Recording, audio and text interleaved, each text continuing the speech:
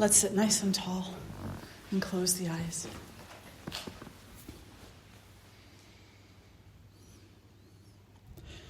Take a moment to humble the heart, quiet the mind.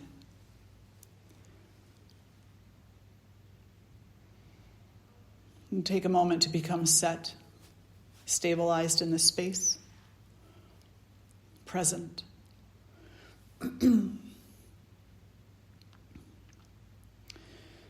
Take a moment to fill your entire being with curiosity, gratitude, willingness.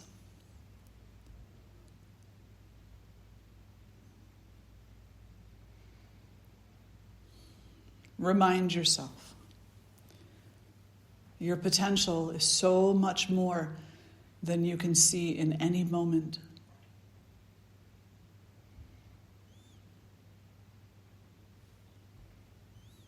Drawing the hands together in front of the heart, we'll chant the invocation mantras. Om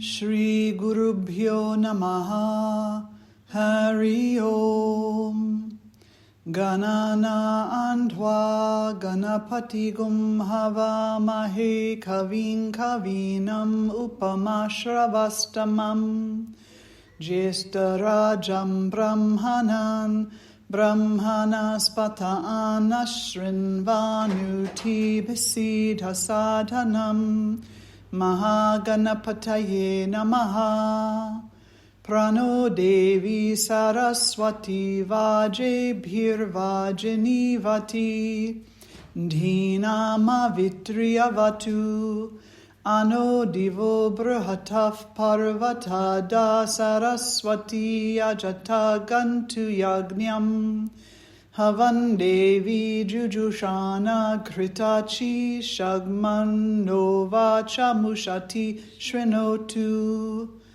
Vagdevyai Namaha.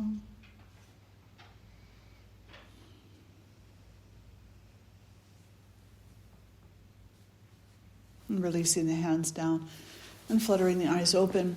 So today we have chapter 18 of the Bhagavad-Gita, final chapter. And I do want to preface that by saying we're never finished with the Bhagavad-Gita. It doesn't matter how many times you read it. And it doesn't matter if you have the entire thing memorized from the first page to the last page. We are never finished with the Bhagavad-Gita. There's just so much there. There's so much for us to explore and to discover. There's so much for us to embody. There's so many questions that it raises and so many answers that it provides. And so remembering that no matter what level of learning we're on, whether we've just opened our eyes to the path or we've been on the path for 40 years, it doesn't matter. We're all beginners in the regard of learning anew every day and every moment the truth of what this text brings to us. That being said, we also need to remember that nothing is in this human worldly existence straightforward. The more that our minds are wrapped up in the world, the human-made world, and wrapped up in our preferences, nothing will ever be straightforward. And we will only ever look for answers in such a way that leads to very few. There is a requirement for the discovery or recollection of deeper, more profound truths, that we allow ourselves to let go of some things. And that's called renunciation. Renunciation can be taken to varying degrees. And that's actually how chapter 18 opens up. It's Krishna explaining to Arjuna that there are a variety of renunciations. Let me read it for you. Reading from Eknath Eshwaran's The Bhagavad-Gita. So this is his his translation. Arjuna says, "O Krishna, destroyer of evil, please explain to me sannyas and tyaga, and how one kind of renunciation differs from another."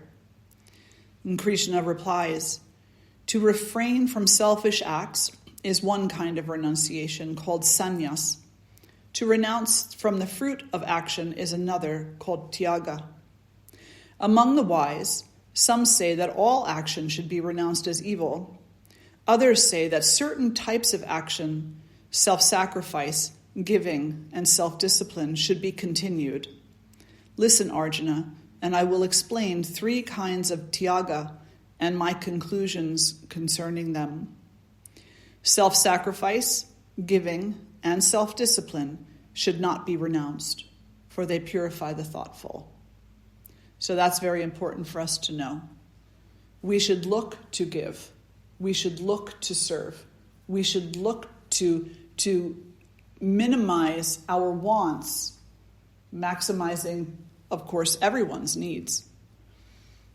These things are not meant to be done in a way that is careless or haphazard or without reverence. It's the most beautiful thing when you see a person coming into a place of service. It's a stunning thing. It took me a little while to get used to the way that people within the Indian culture treat me.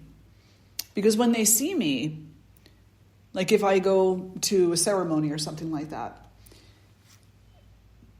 and even in this class that I was just part of for the past year, learning how to improve my own Sanskrit, my own ability to speak and to chant, because none of us are ever done learning. So I was involved in this year-long study with a Vedic scholar, and even in there, like I'm there as a student, but they see renunciation of any level as being so important that they would always bring attention to it. And I didn't want attention. What I wanted to do was just be there to learn. And when I signed up for this program, I thought to myself, should I sign up under my birth name so that it's not obvious? And I was like, well, but then it's Zoom. You have to have your camera on. So then I would have to wear just like regular clothes, but I don't really have many regular clothes. I have orange, So that's going to be a giveaway. So I was like, okay, fine, whatever. Hopefully they don't make a thing out of it. But the reality is that they have such respect for the fact or the idea that and especially as a woman, that I chose this at this point in my life, that they always say thank you. They have reverence for the renunciation.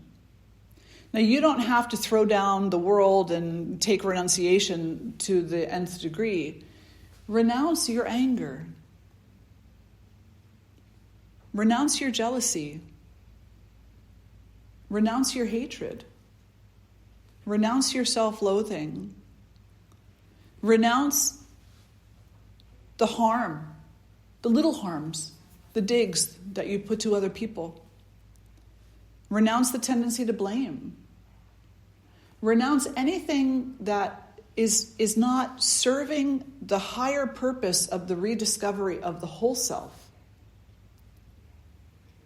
And do it a little bit at a time. Don't do it all at one time. It won't work. That's like, that's jumping into the fire. And you have to be very mindful, because then you want to jump right back out. And then you become afraid of the fire. And then the ego starts to make up all of these things like, well, see, it didn't work anyway because you didn't do it, And then you sense yourself to be a failure, or you self-sabotage, and all these other things start. So don't do everything all at once, a little bit. Start with recognizing, oh, wow, I'm really angry right now. And I think I have a good reason, but do I really have a good reason? Like, is the fact that I'm not satisfied with someone else's behavior that wasn't oriented toward me in a harmful way, behavior that just doesn't fit the mold of what I think it should be, is that really a good enough reason to be angry? Question yourself. Inspect. Do an inner inspection. Stop inspecting the outside world so much. Become your own inner inspector. And so little questions, a little bit at a time. A little bit of renunciation here, a little bit of renunciation there. No, I don't really need to eat the whole chocolate bar. I'll have half. And then say, no, I don't really need half the chocolate bar. I'll have a quarter. And then at some point down the road, I don't really need a quarter of the chocolate bar. I'll just have a little piece. You know, remember those commercials that came out maybe 7 or so years ago when chocolate was like this thing which was now healthy for you, right? Mm-hmm. So it gave all of us a good excuse. And all you could do was have one little square a day. And all these companies came forward and started selling this like really super expensive chocolate that's supposed to be like the end of all your woes. You know, just have one little square a day for $75 and your life will be better. But how many of you stayed at one piece a day? I mean, come on, you know, very few people are able to curtail like that because there's a lot of things going on there. First, it's chocolate. Second, it's chocolate that came with a promise of making you into a better person.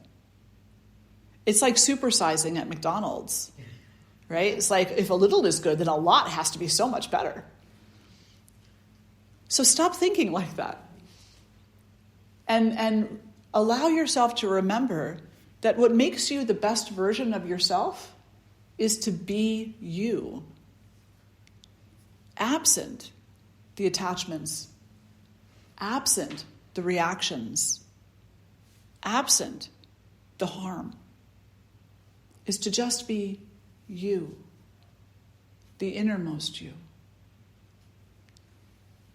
So he goes on to say, self-sacrifice, giving, and self-discipline should not be renounced, for they purify the thoughtful. Yet even these, Arjuna, should be performed without desire for selfish rewards. This is essential. So you commit the action with reverence, but you don't expect anything back from it. You know? And you also don't practice false humility. So there's like this fine line that we're constantly walking. False humility is when you say out loud, perhaps, or even silently to yourself, I don't want anything for this. I'm doing this because it needs to be done. But in your mind, you're also saying, but it would be really nice to receive that. And then you don't receive the accolade for the action, and then you say to yourself, well, that's not right. Oh, no, I might not ever do this again. And then you have this little conversation within your own mind, and sometimes it comes out of your mouth too. So when we give, we want to recognize givers with reverence. It can be silent, though. It doesn't have to be out loud. And as a giver, as the person who is serving, just serve as an offering to divinity and expect nothing in return for it. Just know that the service is what is going to lead to the greatest joy. Because there's no joy greater than God. There's no joy greater than that. To renounce one's responsibilities is not fitting. The wise called such deluded renunciation tamasic. To avoid action from fear of difficulty or physical discomfort is rajasic. There is no reward in such renunciation. But to fulfill your responsibilities knowing that they are obligatory, while at the same time desiring nothing for yourself, this is sattvic renunciation. Those endowed with sattva clearly understand the meaning of renunciation and do not waver. They are not intimidated by unpleasant work, nor do they seek a job simply because it is pleasant. As long as one has a body, one cannot renounce action altogether. True renunciation is giving up all desire for personal reward. Those who are attached to personal reward will reap the consequences of their actions. Some pleasant, some unpleasant, some mixed. But those who renounce every desire for personal reward go beyond the reach of karma. So, this is how much I read this book. It's like falling apart. So we can't renounce action altogether because we're embodied. We're here in the world. And because we've taken birth, we're guaranteed some suffering. And we're also guaranteed some good times. In the suffering, the action that is inherent there is the suffering. So being embodied, you're going to suffer, and in the suffering there is going to be a reaction, there is going to be a response. The question is, how tailored is it? How refined is it? Is it uncontrollable? Something that takes you over and whips you around? Or is it contemplation, contemplative awareness of the suffering, and a willingness to witness the suffering and to see through the suffering to the other side? And the other side of suffering is not no suffering. It's purpose. It's dharma. I think one of the hardest things is to truly say and mean this suffering is actually empowering me to have a greater empathy for the suffering of others. It is directly, experientially allowing me to know a truth, a human truth, that suffering is not what our heart longs for. Suffering is not something that leads to joy or peace or contentment. Suffering needlessly is not. And we become so humble in that rediscovery, in that understanding, that we then perhaps make a few vows to ourselves. I do not wish to cause another being suffering, because what I feel in my body right now and in my mind, I don't wish to put on another person's shoulders. So let me be harmless. Let me be no harm. And it's not enough to say, I don't wish to knowingly cause harm to another person. I also wish to not ignorantly cause harm to another person through my own unexplored behaviors. So if someone were to say to me, you hurt me at this point in time when you did this, instead of jumping into the reaction of self-justification, maybe I would look at that and say, well, I need some time to contemplate on this. Was this actually me behaving in an ignorant fashion that was harmful? Or is this not my issue? Now, the ego is going to jump right forward and be like, it ain't your issue, honey.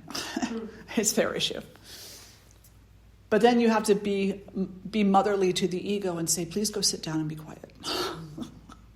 I have to contemplate. And what you might find is that there's a shared responsibility. In every relationship, there's a shared responsibility. It's never one person. And so what is my responsibility here? Well, my responsibility might be to say, I don't have a clear recollection of that. I don't have any recollection of that. Or I have a different recollection of that. But I understand that you're sharing with me how that situation made you feel. So if there was a part that I played in your pain and suffering that I am not recollecting, that I am seeing differently than you see, or that I'm simply just unaware and ignorant of, please forgive me. It hurts no one. It hurts no one to say, please forgive me. Because I can pretty much guarantee that every single one of us in this room has done things that we don't remember. You're right? Yeah. Exactly. We have done things we don't remember. And people come to us and they say, when you did this, it's like, I never did that. In someone else's perception, you did do that. Whether it was your intention to be harmful, or whether maybe your mind was obliterated, distracted by something else, Maybe you were in a moment of apathy. Maybe you were just unaware and behaving mechanically. You know, we do that, right? We behave mechanically in life. We just go through motions. We keep these big, huge walls up around us. So we need to be, on some level, willing to hear other people out about our own behavior and understand that there's a co-responsibility. That yes, there is a part of every situation which is the perception of the other person. And then there is a part of every situation which is our perception. And if what we truly wish is for peace in our own heart and peace in the heart of all beings, for love in our own heart, for love in the heart of all beings, for joy in our own heart, and for joy in the heart of all beings, then we have to be willing to forgive and to ask for forgiveness. That's a lot, isn't it? Do you have to forgive right now? No, you don't. But at some point in time, and some things are certainly easier to forgive than others. You might be able to forgive the kid that bullied you on the bus twice when you were a kid, very easily. But you might not be able to forgive the bully who bullied you all the way through high school and made your life a very emotional, experience. You might not be able to forgive them right away. You might be able to forgive the person who cut in front of you at the cash register quite easily. But you might not be able to forgive easily the way that your parents didn't pay attention to you or didn't have the capacity to show you the love that you needed to feel and to know as a child. There are different levels to things. And it behooves us to not lump everything into a single category. So in spiritualism and in religion, when they say forgive, it has to come with a bunch of caveats. Because forgiveness is a psychological act as well as a devotional act. And the psychology of the person needs to be on the same level to some degree as the spirituality of the person. Otherwise, the psychology becomes damaged.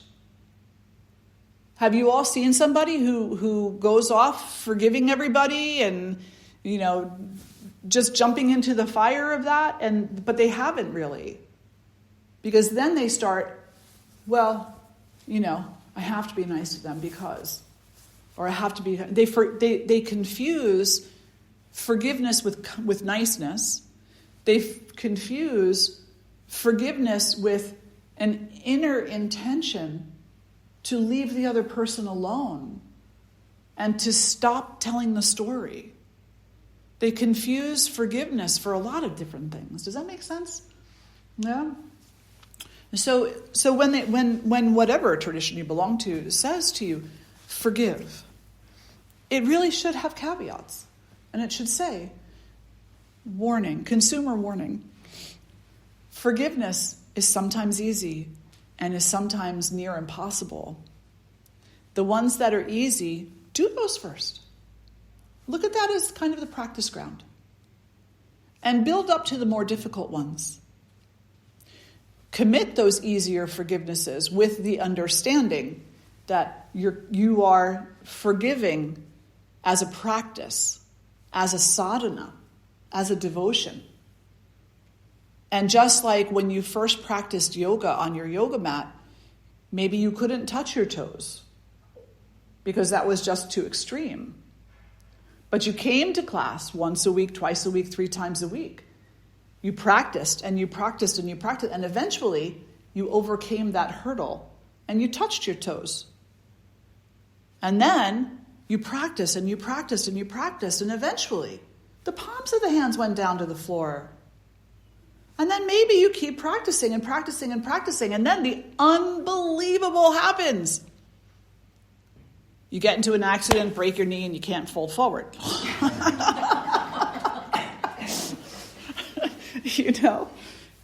Who knows? Or some other unbelievable thing happens, like, you fold forward, palms of the hands go down to the floor, and then you can wrap your arms around the back of your legs and hold your elbows. I mean, like, anything can happen. So, forgive for the sake of forgiveness, yes. Let that be a renunciation. To let go of whatever it is that you're holding hostage. But start with those things that are a bit easier first. Allowing that to become a spiritual practice. The practice of letting go. And then cultivate strength and resiliency within yourself so that eventually you can get to the more difficult things. And you can let them go. And when you do apply that forgiveness, it will have meaning. It won't be because Swamini said I had to, or my therapist said I had to, or this one said I had to, or they said I should. It won't be that. There won't be a but. There won't be a because. It'll just be the time. It'll feel like the truth. And there won't be any need to carry it further. I always do this to myself. I go to the store for like one thing. So I don't bring my bags with me, And then I go in and I'm like, oh, but I do need oat milk. And I do need that, and I do need to get that. And, I could probably use 5 apples. And eventually I have half a cart full of stuff. And then I go to the checkout and I'm like, hey, now I have to use their bags because I didn't bring bags because I didn't think I was going shopping. But it's a trek from the store to my car, but I don't want to have to walk all the way down the ramp with the cart, and then all the way to my car, and then all the way over here to the cart place that you put the carts when they're empty, and then all the way back to my car. So I'm just going to take these 4 or 5 grocery bags all at the same time, And so you carry those grocery bags, and your fingers get red, and your elbows feel like they're locked and screaming at you. And your shoulders are taking the brunt of this because they're like being pulled out of their sockets from the weight of all those apples. And you carry this and carry this and carry this and carry this. And you get to your car and you're like, how am I going to open my door? But you get the door open and you put the bags down and there's relief. The moment you put the bags down, there's relief. The moment that you put whatever you're carrying down, there's relief. Does that make sense? Yeah. So in a householder approach to renunciation, we can say, start with these things that you're carrying. Don't start with the hardest one first. Start with the little bit of easier ones so that you can build the resiliency to get to those more difficult ones when the timing is correct and right. And again, anger, jealousy, envy, hate, blame. Very key. So he goes on, Arjuna goes on, and he says, listen, Arjuna, and I will explain the 5 elements necessary for accomplishment of every action. So every action, you can't stop action. Your heart has to beat for you to be alive. Your blood has to circulate. Your cellular structure has to break down and build back up again. You grow multiple skeletons, complete skeletons in a lifetime. So you're always doing something. The physical body is always doing something, So we can't stop action. We can stop unnecessary action. We can stop harmful action. We can stop ignorant action. We can't stop anybody else's, but we can stop our own. We can renounce that. So he says the 5 elements necessary for the accomplishment of every action as taught by the wisdom of Sankhya. The body, the means, the ego, the performance of the act, and divine will. These are 5 factors in all actions, right or wrong, in thought, word, or deed. Those who do not understand this think of themselves as separate agents. With their crude intellect, they fail to see the truth. The person who is free from ego, who has attained purity of heart, though he slays people, he does not slay and is not bound by his action. And so here we can look at this and we can say, without getting into the whole battle story, because that's another hour, when you have an interaction with somebody and they're speaking to you in a way that you perceive to be ignorant, you perceive to be insulting, you perceive in some way, shape, or form that you don't like, and maybe your tendency is to retaliate verbally, to argue, to put them in their place, to put them down. You ever have that with somebody? They come talk to you and, in a bit of a snarky way, and you're like, daggers out, right? Knives out. Here, when we understand these 5 attributes, when we understand renunciation, that person can say whatever they want to us. And we will have a way to deflect what doesn't belong to us, because whatever another person comes to you and says doesn't belong to you unless you take it. And we may also end up finding that we have a newfound strength and ability to respond compassionately. To say, there might be a different way for us to talk about this. Would you be willing? To be the one who bears peace and not resentment. To be the one who bears potential and puts it on the table. To be the one who offers a different way of going about things. And again, we can't cause the other person to say, oh my God, that's such a great idea. Yeah, let's totally do it your way. No, it's not my way. This is not my way. This is not a your way, my way.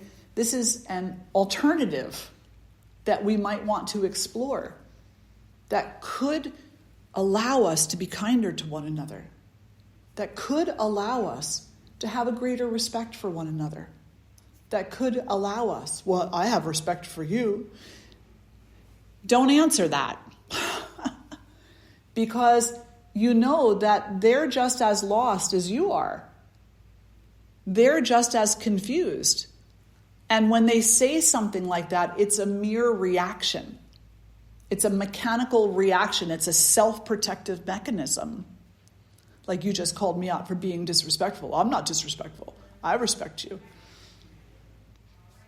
You don't treat people that you respect with snarky attitudes and, harm. You just don't do that. In that moment, that a person comes up and behaves in such a way, there is no respect there in that moment. In the bigger picture of things, they may have great respect for you, but in that moment, they're lost in the darkness of ignorance. They're not in the space of respect. Does that make sense? And we're constantly changing. We're constantly weaving in and out of these spaces. Ignorance, light, ignorance, light, ignorance, light, ignorance, ignorance, ignorance, ignorance, light. We're constantly weaving in and out. So, and then what we end up doing is we try to look at the whole pattern of ourself and point to only the good, positive things. But don't I do this for you? And didn't I do that for you? And what do you mean I don't respect you? How about all those times I bought you flowers? How about all those times I stood up for you? We're not talking about that. That's not what we're talking. We're talking about now, in this moment. In this moment, you're not buying me flowers. You're giving me thorns. You may not know you're giving me thorns, but that's what it feels like to me. So another thing that we can do in this journey toward forgiveness, deeper compassion, better communication, is we can stay away from the past. We can stop with yeah, but what about then? And we can stay in the present. What's happening right now? Right now, what's happening? This is like a little bit of an aside, but it baffles my mind sometimes that we focus on the past with such negativity. We bring up so many negative things. I mean, we bring up positive things too, but a lot of times we bring up negative things about the past. And we use them as weapons. Weapons against each other and weapons against ourselves. We will never find peace within ourselves or between us if all we are doing is looking for weapons. Weapons don't lead to peace. They never have, and they never will. Whether they are physical weapons, verbal weapons, mental weapons, they won't lead to peace. Find another way. Renounce the weapons. Be more present in the moment. Krishna goes on to say,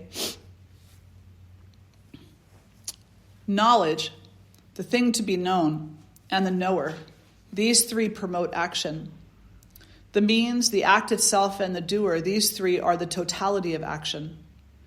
Knowledge, action, and the doer can be described according to the gunas. Sattvic knowledge sees that one indestructible being in all beings, the unity underlying the multiplicity of creation. Isn't that beautiful? Do you know how long ago this was written? Thousands of years ago. Potentially up to 10,000 years ago. There's a lot of 5,000 years ago, 6,000, 3,000. But most certainly the youngest that it is about 3,000 years. The oldest is over 10,000. But still, 3,000 years ago, and they're talking about how some aspects of knowledge, some people who have sattvic knowledge, that they see God everywhere, in all beings, without exception. Then, they say, Rajasic knowledge sees all things and creatures as separate and distinct. And Tamasic knowledge, lacking any sense of perspective, sees one tiny little thing and mistakes it for the entirety. You always do this. You never do this. Stay away from always and never as best you can. Renounce those two words. Right?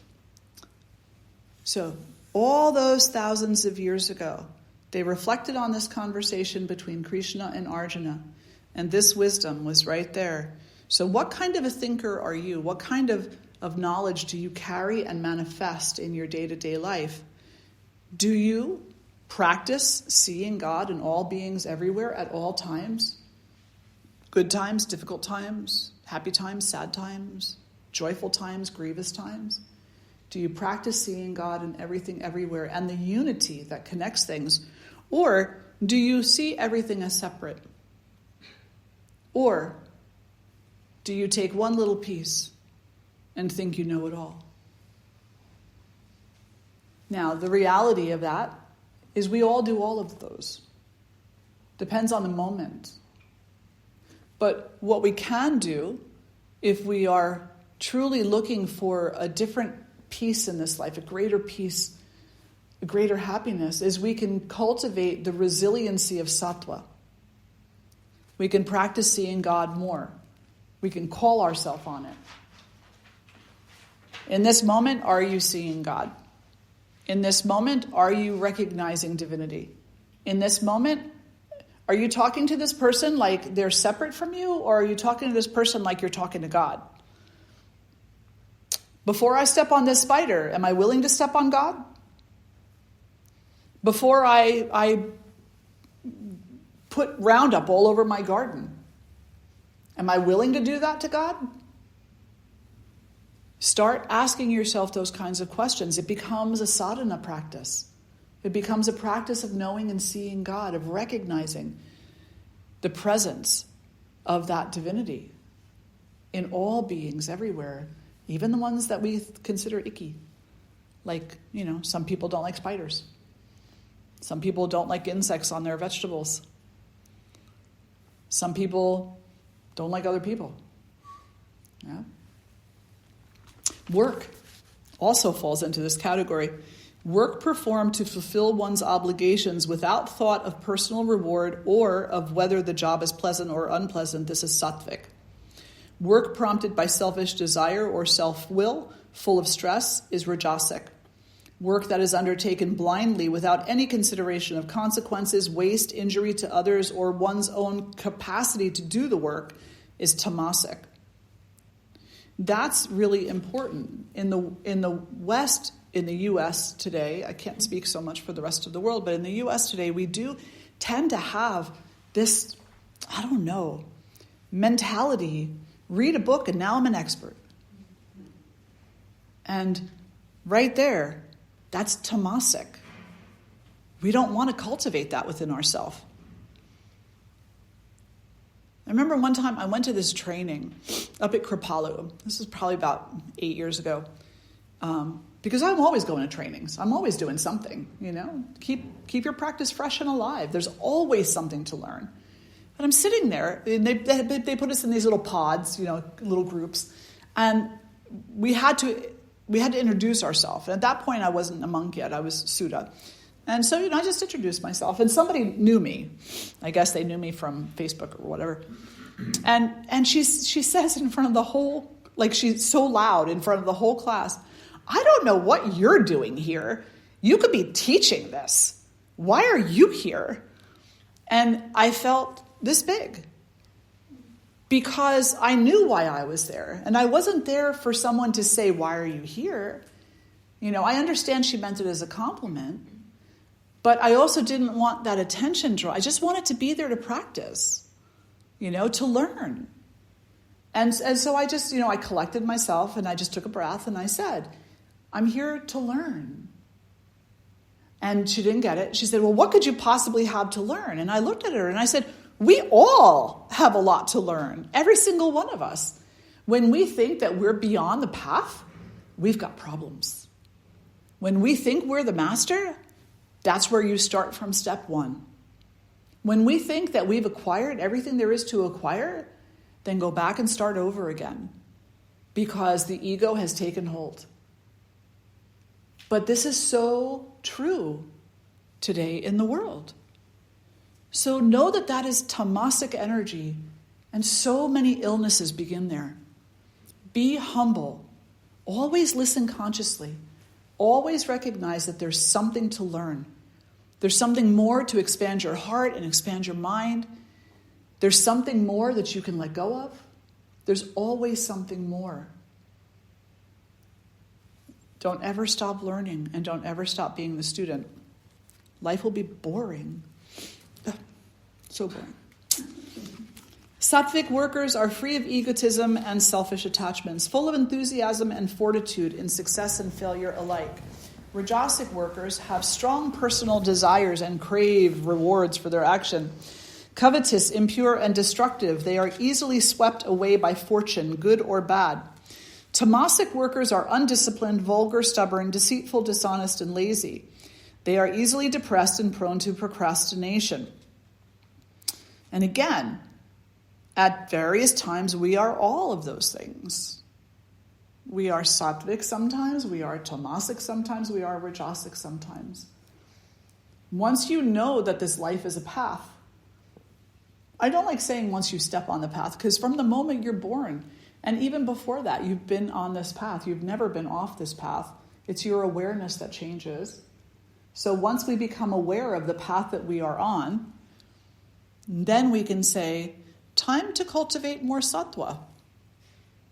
Time to cultivate more sattva. Listen, Arjuna, and as I describe the three types of understanding. To know when to act and to refrain from action, what is right action and what is wrong, what brings security and what brings insecurity, what brings freedom and what brings bondage, these are signs of a sattvic intellect. The rajasic intellect confuses right and wrong and cannot distinguish what is to be done from what should not be done. The tamasic intellect is shrouded in darkness, utterly reversing right and wrong wherever it turns. So know that as you're going through your life and you're facing decisions and you can't decide one way or the other what you should be doing, that is rajasic. And then open your Ayurveda book and find out what foods you should not be eating at that point in time, what behaviors you should not be taking part in, and what herbs and other types of tinctures and potents that you can take in order to balance the pitta in your body, which is the primary pusher of rajasic energy. Fire is the pusher of that rajas. So we don't want to put the fire out. We need the fire. It's what inspires our practice. But we don't want the fire to be burning and giving the ego all the energy. So when you find that you're in that place where, well, I just don't know, should I stay or should I go? Should I do this or should I do that? Just know that that's all rajas. And then cultivate your lifestyle so that those questions fade away and you become more clear about what to do, when to do it, how to do it, if it should be done, or if it should be left alone. That makes sense? There's a lot in chapter 18. We could have like 2 parts on this. All right, then he goes on. And he says, the sattvic will developed through meditation keep prana, mind, and senses in vital harmony. The rajasic will, conditioned by selfish desire, pursue wealth, pleasure, and respectability. The tamasic will show itself in obstinate ignorance, sloth, fear, grief, and conceit. Now listen, Arjuna, there are also 3 kinds of happiness. By sustained effort, one comes to the end of sorrow. That which seems like poison at first, but tastes like nectar in the end. This is the joy of sattva, born of a mind at peace with itself. Pleasure from the senses seems like nectar at first, but is bitter as poison in the end. This is the happiness that comes to the rajasic. Those who are tamasic draw their pleasure from sleep, indolence, and intoxication. Both in the beginning and in the end, happiness is a delusion to them. So, get yourself a copy of the Bhagavad-Gita. I really do suggest this one. It's a wonderful version. And post that up on your refrigerator. So that, like every morning, you probably have an affirmation up there or something that you read to yourself every day. Well, read this too. And whenever you find yourself in a quandary with regard to your behavior patterns or your thoughts or your decision making, go there and read it and be like, where am I right now? Where am I right now? Am I in the realm of sattva, rajas, or tamas? And then whatever one you find yourself in, adjust your lifestyle accordingly to draw you more towards sattva. It's not about anybody else's work. It doesn't matter what your neighbor is doing. It doesn't matter what your spouse is doing. It doesn't matter what your kid is doing. That is not what's at question here. They have to become self-responsible in their own spirituality over time as well. The only thing that you can be responsible for in this realm of what we're talking about is you. And then we need to, if we really want to feel the fullness of the benefit of this, then we need to not compare ourselves to other people either. We need to not say, well, this is what I'm doing. It's making me happy. If you would do it, you'd be a different person too. No, leave them alone. Don't push your practice off on somebody else. If they ask you a question, answer them honestly. But keep away from the shoulds. Don't should on anybody. Don't have to on anybody. Stay away from those. Because your medicine is not their medicine. Your medicine, seriously, from a doctor, could kill them. So there's a story, beautiful story. This man didn't have a job. And there was an opportunity to become a hornet remover.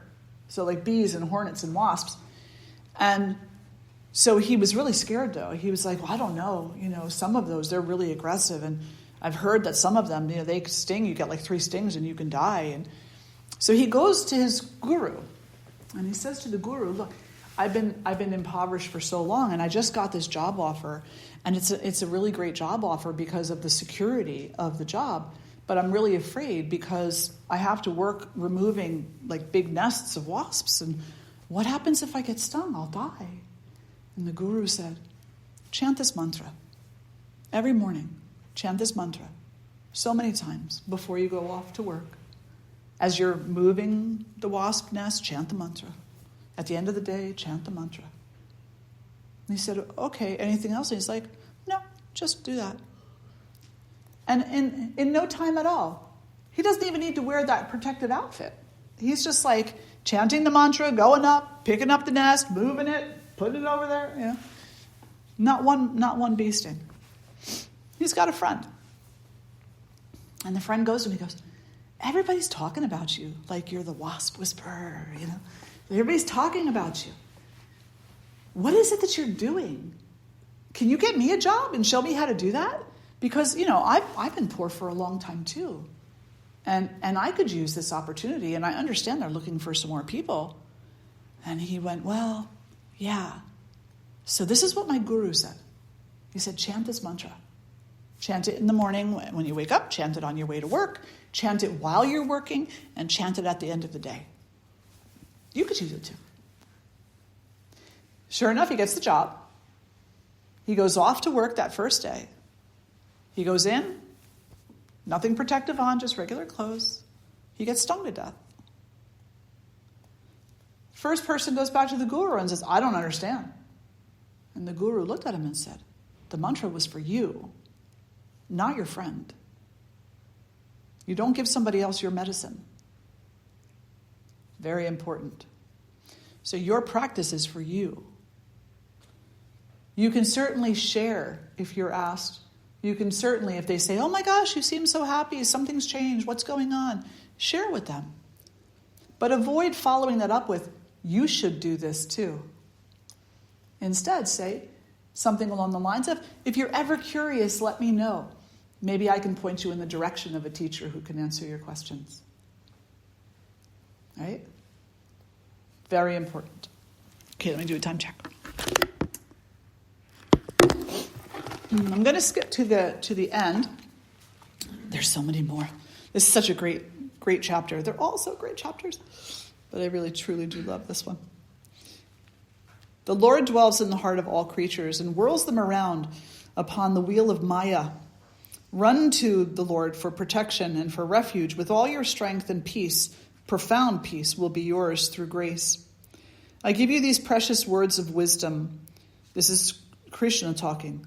Reflect on them and then do as you choose.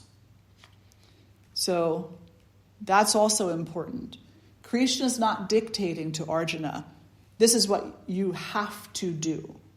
He says, paraphrasing, you have free will. That was a divine gift given to you. You have free will, so you choose. This is your journey, your life experience. This is your suffering. This is your potential to heal. You choose. Don't make me the scapegoat. I give you these precious words of wisdom. Reflect on them and do as you choose. These are the last words I shall speak to you, dear one, for your spiritual fulfillment. You are very dear to me. Be aware of me always. Adore me. Make every act an offering to me, and you shall come to me. As I promise, for you are dear to me. Abandon all supports and look to me for protection. I shall purify you of the past, so do not grieve. Do not share this wisdom with anyone who lacks in devotion or self-control, lacks in the desire to learn, or scoffs at me. Those who teach this supreme mystery of the Gita to all who love me perform the greatest act of love. They will come to me without doubt. No one can render me more devoted. No one on earth can be more dear. Those who meditate on these holy words worship me with wisdom and devotion. Even those who listen to them with faith, free of doubts, will find a happier world where good people dwell. Have you listened with attention? Are you now free from doubt and confusion? Arjuna replied, you have dispelled my doubts and delusions, and I understand through your grace. My faith is now firm, and I will do your will. And then Sanjaya, who was the narrator, he was the seer. He was with King Dhritarashtra elsewhere, and he was the blind king. And so Sanjaya was his attendant. And as this battle is happening, Sanjaya was seeing the battle, psychically and reporting back to the king. And so Sanjaya in the closing words says, "This is the dialogue I heard between Krishna, the son of Vasudeva, and Arjuna, the great-hearted son of Pritha. The wonder of it makes my hair stand on end. Through Vyasa's grace, I have heard the supreme secret of spiritual union directly from the Lord of Yoga, Krishna himself. Whenever I remember these wonderful holy words between Krishna and Arjuna, I am filled with joy. And when I remember the breathtaking form of Krishna, I am filled with wonder and my joy overflows. Wherever the divine Krishna and the mighty Arjuna are, there will be prosperity, victory, happiness, and sound judgment. Of this I am sure."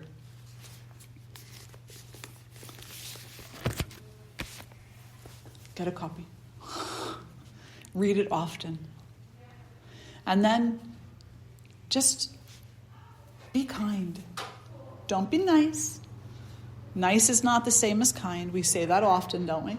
Nice is not the same as kind. Be kind. Practice compassion and empathy. Be of service. Don't harm. There's enough of that in the world. When you find that you are, and you can always tell, right? Because your blood pressure starts to go up. So when you find you're in that moment where the next thing you say could be harmful, turn around and walk away. Give yourself a good, kind talking to. And then come back refreshed and provide options for better communication and deeper resolution. Never stop working on yourself. No matter who you think you are or how far along you think you are, you're not. You're not. You're not who you think you are. And you're not as far along or far behind as you think you are. These things are egotistical measures meant to sabotage you into giving in to whatever it is that the ego feels it wants in a given moment of unhealthiness. When the ego is healthy, it's fine. It's a non-issue. When the ego is healthy, it's what prompts you to continue with your practice. When the ego is unhealthy, it prompts you to blame everybody else. Well, I can't practice the kids. I can't practice the spouse. I can't practice. I don't have time. That's the ego in an unhealthy state. Always looking for something else to blame. The reality is the way you interact with your children, the way you interact with your spouse, the way you interact with your job and your employer, that is yoga. That is your practice. And if you cannot interact with them in a way that reflects the wisdom of what it is that you're studying, then that's where the work is. That's where find a way. Any questions or reflections? Yes. Thank you, Swamini. When you speak about approaching, let's say someone's using words as weapons towards you, and not to use weaponry back. Can we have a shield? Yes. When we put that up, and to speak to someone with peace, potential, an alternative to the hostilities, something I really want to work on. How do you go about having the confidence without the ego, within a healthy ego? How do you have that confidence to approach that without walking away? Yeah. Because there's some situations I feel that I may be in that there needs to be a peaceful response. How do you have the confidence to do that? It takes time and effort, and it takes a lot of mistakes. But basically, one of the things when I run the leadership program, it's one of the things that we talk about is this purposeful communication, and what's necessary in order to be committed to purposeful communication. First of all, we have to stay away from the past, and we have to try not to project into the future. And so, as you're talking to this person, stay on the point. Stay on the point. Try not to raise your voice. You will get more from a whisper because they won't be able to hear you over their own screaming. So they'll have to take a break if they want to hear what you have to say, right? So talk low. Talk slow. Stay on point. Do not depend upon insults. Do not depend upon snarky talkbacks. Don't try to stick the knife in deeper.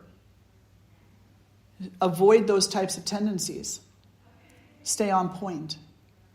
I understand that you're still carrying things from the history of this relationship, but what we can do together, if we both agree, is we can start here and now and walk forward. Yes, there's a lot of things that need to be resolved in the past, but they're not things that are going to be resolved by pointing fingers at each other or by continually revisiting those things. If you feel that you need to air something about the past that we have shared together, then let us set a time when we can sit down together, and I'll give you the time to just speak, and I will listen consciously, and I will not reply. This is a very powerful practice, by the way. It's a powerful practice for couples, for families, for friends, for people who have problems with each other. You sit down, each of you are facing a different direction, and your hip is touching. So you could sit in chairs, one person's facing this way, one person's facing that way. You could sit on the ground, cross-legged, however you're going to sit. But you're facing in opposite directions, and you are connecting to each other. And one person is consciously listening. They're not speaking. They're not reacting. They're not replying. They're not planning on a reaction or response. They're just holding space. The other person receives a period of time. So let's just stay here for 5 minutes. And 5 minutes, say whatever you want to say. Whatever you want to say. There will be no judgment about anything you said. Nothing will be taken in the vein of personal. Nothing will be retaliated or reacted to. This is an opportunity for you to clear your own air. And I'm holding that space for you to do so, understanding that there may be some responsibility for what you're feeling that lays with me. And then you let them have that 5 minutes. And if they're in a place, then maybe they let you have 5 minutes after theirs. There's no reflection. You don't turn to them and say, I hope that made you feel better. No, that's very condescending. You don't turn to them and say, can we talk about that one point you brought up? No, nope. There's nothing further. They stopped talking. That space is now closed, and it moves into the next space. The next space is your space. Now you get 5 minutes to say whatever you want to say. It may have nothing to do with them. You may be grateful for the life you're living right now. It's not to them. It's just conscious communication. Things that you wish to express with or without them. So in your 5 minutes, it's not point for point, no matter how sneaky you think you're being about it, right? Because sometimes we think we're being sneaky about it, and we try to say things in a different kind of way, in retaliation. No, we're not doing that. This is the 5 minutes for whatever your heart and soul are feeling, for that to be voiced, and for the other person to hold space and to listen consciously. And then once that 5 minutes is up, you stop talking. They don't respond. You don't say, so do you understand how I feel? No questions, no answers. That's the end of it. You go about the rest of your day. Agree ahead of time to take 24 to 48 hours to just be with whatever it was that was said. And then if there are questions, they can follow up at another point in time with another session, but not with a confrontation. Because confrontation, the moment you hear that word, I know the moment I hear that word, I go into this mode where I'm not fully present. Confrontation is about defense and offense. Confrontation is not about conscious listening or communication. Confrontation is offense, defense. Conscious communication is listening consciously, speaking consciously, without pointing fingers at any particular person, without expecting feedback. It's a good practice of letting go, don't you think? Yeah. So maybe, if there's a lot of work to be done in the relationship, then you give it some time so that you can both kind of sit with it. And then maybe you come together for a couple more sessions. But let them be in that format, if possible. Now, if that's not possible, and the person just doesn't want to let go of certain things, or if they're really stuck in a mode of unkindness and harm, there's nothing much you can do to change them. The invitation can just be there. But you will not make it better by engaging and confronting them. It won't make it better. The only time that confrontation makes it better is when there is and the word just left me, is when there's an addiction issue and everybody comes together and says, we love you, we love you, we love you. Thank you.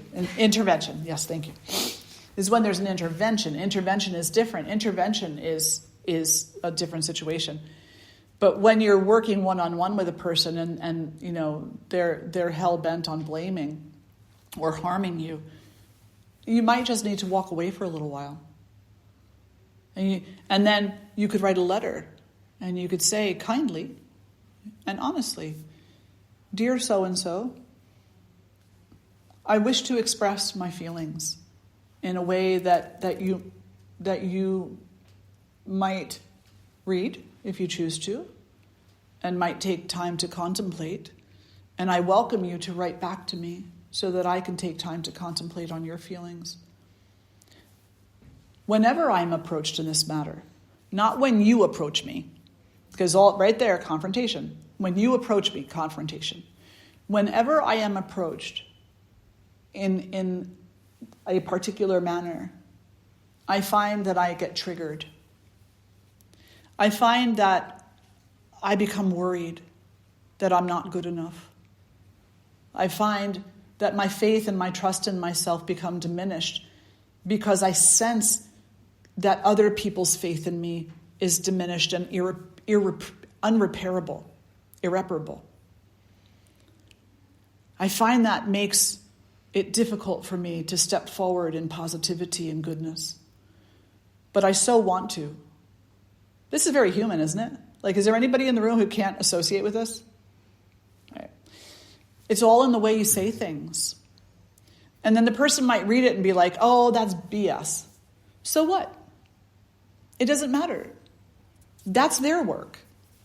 Your work is to stay closely aligned to the teachings as you can. Their work is whatever their work is. There's a beautiful meditation, it's a Buddhist meditation called the White Flower Meditation. And I actually, in spiritual counseling, I give this to people often. When they're having an issue with another person, it all started out with this gentleman. I was doing a cancer support group and I led it for several years over in New Jersey. And there was a gentleman in there, and he was in his 70s, I guess, late 70s. And it's fine, I can talk about this, not violating anything. I have his permission, and it was a very public situation. But he was pushed up to me by a woman in the group who was a very good friend of his, and she said, "Go ask Sudha." And so he kind of like came up to me and he said, "Can I talk to you?" And I said, "Sure." And he explained to me that he and his wife had become separated, like emotionally. They still lived in the same house. They got up at the same time, but they didn't talk about anything anymore. And they didn't share in a lot of things in life, and they were kind of snarky to one another. And he was feeling very lonely. And he said, we had such a beautiful relationship. We had such a beautiful connection with each other. And I don't know, somewhere recently it just has faded out, and I don't know what to do. I feel angry about it, but I also feel like I really want that in my life. I want that connection. He had just lost or turned in his driver's license because he was having some trouble seeing, and it was the middle of winter. Those two details are very important. So I said, try this. There's a beautiful meditation called the White Flower Meditation. Every day, bring your wife in silence Do not look in her eyes. Just look at the flower, infuse the flower with love, and every day place it at her feet and walk away. And he said, it's the middle of winter. I don't have any white flowers. I said, well, and I didn't know that he'd turn in his license. I said, well, you could go to the florist and get one white flower. And he said, well, I don't have a driver's license anymore. And I said, okay, you have a piece of paper and a pen. You draw a flower every day. And every day you take that drawing, a new one every day, not the same one, no recycling, and you place it at her feet. Or if she's sitting at the table, put it on the table in front of her. You don't look in her eyes. You don't say anything, not even this is for you, nothing. Absolute silence. And then you turn around and slowly walk away. She may say, what is this? What am I supposed to do with this? Why do you keep drawing flowers? What's wrong with you? She may react in all kinds of crazy ways. You do not reply. You just keep infusing that picture of the flower with love and the intention to heal your relationship. You do this every day without interruption. So he came to the support group consistently, but he didn't come, and I don't typically impose. I don't go and ask, like, so how's that working out for you? I don't, if he needed to talk to me, he would come talk to me. So maybe 6 weeks later, he came up to me after the session and he said, can I update you? And I said, sure. And he said, that's a crazy exercise you gave me. Like totally different, like he was smiling and stuff, And I said, yeah, I guess it is. And he said, it worked. He said she initially wanted to know why I kept giving these things to her in silence and I wouldn't say anything. And she'd be like, are you not talking to me? Like, are you mad at me? Why do you keep giving these things to me? He said, and eventually, he goes, I know you told me not to say anything. He said, but about 2.5 weeks in, I did. I told her, I miss you. And she cried. And I cried. And now we go for walks together every day. And we talk. She doesn't have the newspaper, and I don't have my newspaper at the table. We talk. And things are different now. And I just looked at him and I said, I'm so happy for you. Keep giving her the white flower. Just keep giving her. And it's okay that you told her you miss her. That was the most beautiful thing you could say. I still get just thinking about that, So, practices of kindness. They will never let you down. The only aspect of yourself that does not wish to give kindness or receive it is the unhealthy ego, which is trapped in fear, loathing, and darkness. Remind yourself of that. You'll be fine. Any other questions or reflections? Yes. I'll try to be quick. In thinking about your question and then kind of tying it together when you had said the word confrontation, I immediately, and my guess is I'm not the only one in this room that had a visceral response. Mm-hmm. Confrontation really isn't necessarily an argument or words. It can be body language that's shared. And we all have challenging relationships in our life. And I've noticed myself when I'm around a certain person that triggers me, that I feel that tightness come into my chest. I have that visceral response. Mm. And it is times that you really can't walk away, depending on what the circumstance is. So just taking the moment to pause has been really powerful for me so that I'm choosing my response. But what I have found when I've had the courage and the awareness in the moment, because there's where the games play in, because I was thinking about that through the session at times where, my gosh, I'm all three. In any given day, I came strictly from Thomas to Rajas to Sapa, in any given day, within an hour, but in those moments when my awareness is more sattvic, that I can say, oh, that's really hitting me right now. And when you say those words, I'm really, it takes me back. I've done this, and it immediately, the times, and I can probably count them on one hand because I'm growing in my awareness and my desire to be more sattvic and more aware of what's going on around me. But when I've had that awareness to say that, I can immediately see the other person just come down from whatever heightened state they're in. And sometimes that's it. It doesn't go any further than that. So it is, I really believe that those moments are, where are the gunas playing out in my life? And if I can keep that awareness, that openness to what is the response within me, then I can perhaps choose my response a little bit smarter. Absolutely. Yeah. It's hard, Yeah. but it is possible. It just requires dedication, and willpower and a curiosity. Who am I without these reactions? What is life without these reactions? What is happiness without the interruption of reactions? We need to think outside the box, not in the box. We've been in the box long enough. We need to think outside the box. And I really feel that yoga, Advaita Vedanta, is pretty much as far outside the box as we can get. So there's so much wisdom there. Thank you so much for sharing that, Tarini. Yeah, thank you for sharing that. If you're interested in the doshas, also which can be tied into the gunas, because they act on them, then I am doing a dosha workshop coming up soon. It's a 3-hour workshop on a Saturday, and so I don't remember what time it is. I think it's like 9 to 12 or something on June 10th, whatever that Saturday is. And in that program, it's not going to be just an introduction to the dosha. Many of you know them already. You already know Vata's air and space, but the more refined points of them. So we'll go over the basic, in case there's anybody new there. But then we're going to go into this kind of a conversation where we're talking about how the gunas impose upon the doshas and what that actually means in Ayurveda.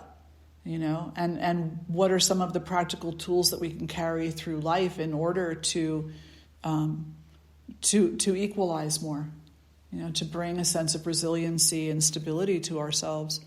And it is in person only, so it's not going to be online. I'm sorry for that, but so I hope that some of you can make it to that. Yeah. Any other questions or reflections? Are we good? I know I've kept you late. I kept you late. Let's sit up nice and tall. Close the eyes. And draw the hands together in front of the heart. And we'll lift our voices in one Om.